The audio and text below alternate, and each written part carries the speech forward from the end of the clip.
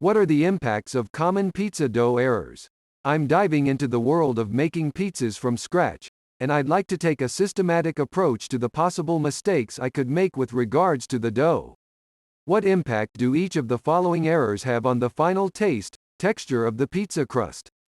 Using old yeast or too much, too little yeast. I assume that using old yeast is the same as using too little yeast. Too high or too low of a water to flour ratio, overworking or underworking the dough, too much or too little resting time of dough. I don't see anything in the question that is peculiar to pizza dough. Anything I answer will apply to any kind of yeast-risen, glutinous dough. The goal with any such dough is a well-hydrated protein matrix that has been arranged in sheets that will trap the gas produced by yeast. If the yeast is dead, it won't be able to produce gas and your bread will be somewhere between a cracker and shoe leather depending on how thick you roll it out. Using too little yeast is not the same as dead yeast. If you use too little yeast, within reason, they will take a long time to reproduce, eat, and blow up your stretchy proteins.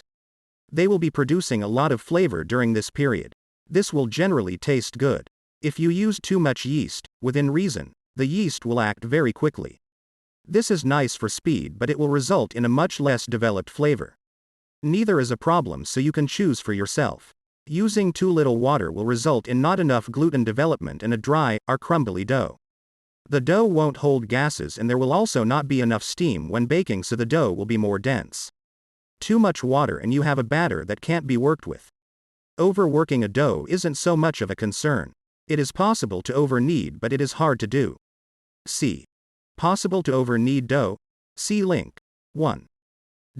Underworking the dough will result in less gluten development and very similar results as using too little water. Basically, you will have unleavened biscuit dough. The exception is if you are following a no-knead recipe. In this case, the dough is allowed to rest for days, which lets the protein sheets form on their own.